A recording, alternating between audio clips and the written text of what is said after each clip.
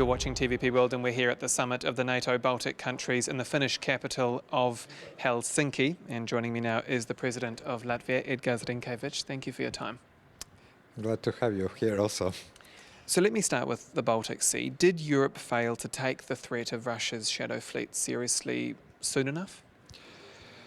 Yes, I do believe that we sometimes are not reacting swiftly and we are not reacting efficiently.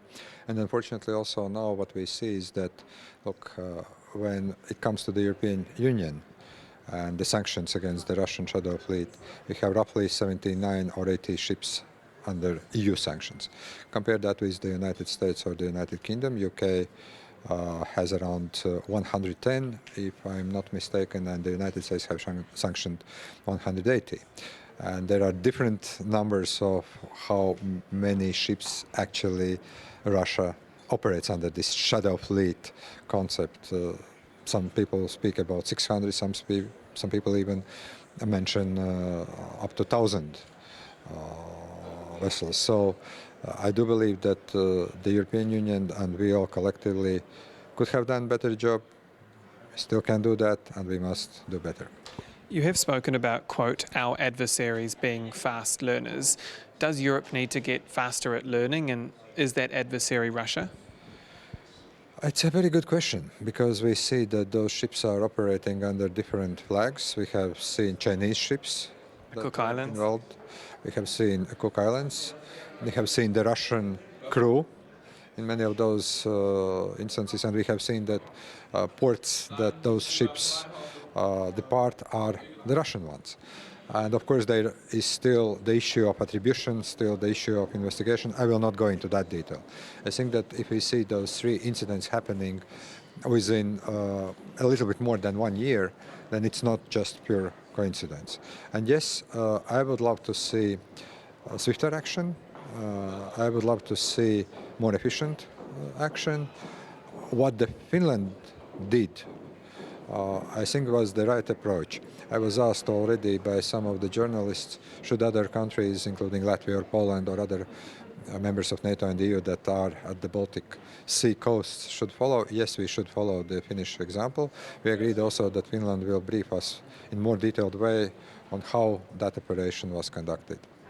How do you secure infrastructure in such a big sea as the Baltic Sea? And could it involve, or should it involve, the Baltic Sea being closed if the attacks continue? Well, let's face it, you can't protect 100% your infrastructure either at sea, or we have seen also how difficult it is to protect the airspace. We have had some drone and missile incidents, so there is no 100% recipe. What we can do, we can send a clear message that we are serious about that. We can increase patrolling, and I'm happy to see that NATO now does this Baltic Sentry operation. So increase military patrolling. If we see something suspicious happening, then respond to that. Another thing that we have agreed also to look at legal issues, because we have international maritime law that is a very liberal one, but we also see that our infrastructure is being attacked. So there is already some instruments and tools within the international law how to react. But yes, I've said that previously, I can repeat it here. I wouldn't rule out also closing the Baltic Sea, especially for the Russian shadow fleet. Yes, there is still political and legal discussion how far we can go, but I think we should not be afraid of using all kinds of instruments, because if we are putting self-imposed red lines, then of course adversaries are using them against us. And then we have more new technologies we can use. We discussed that. We can also increase and broaden information sharing, and also we can involve what we call sometimes private-public partnership, because I think we also need to work with big companies that own this infrastructure to make sure also that they are part of the solution. And yes, having said that, we can't rule out, even with all those measures I've just described, the repetition of those accidents. I would say also we need to address, for instance, things that are related to repair of the infrastructure, to do that fast if that has happened. So it's a very complex approach. Should the Navy policing have happened sooner? Polish Prime Minister Donald Tusk suggested the idea in November. Yes, actually, this is now happening already. I've already mentioned this Baltic Sentry exercise. Look, we had accidents at sea starting the autumn 2022. Nord Stream was number one. Then 3 accidents we are discussing. Unfortunately, if at the beginning we were not sure actually what is happening, now the pattern is very clear. So yes, I do believe that more action had to be taken earlier, but let's face it, we can currently discuss what should have we done 2 years ago or a year ago. It's nice political discussion. I'm more interested in what we are going to do from now on in order to avoid, and I think that cautiously I could say we are on the right track. What action can be taken, if any, if, for example, a Ghost Fleet tanker is escorted by, say, an armed Russian ship? I think that this is something that we have some certain procedures at the level of NATO. But again, here we have international law. And if that is happening not in territorial waters of any country, then of course the first and the utmost thing you can do is monitoring. But I would not go into a very kind of theoretical questions, what if? I think that we need to be prepared for all kinds of eventualities. By the way, when we talk about the legal issues, I was putting also on the table a discussion about the creation of non-anchoring zones, especially where there is critical infrastructure, be it optical cables or pipelines or anything else. And I think that here we do have right to protect critical infrastructure that connects Finland, the Baltic states, Poland, Sweden, Germany, any other country at that region, and we have to be prepared for all kinds of eventualities.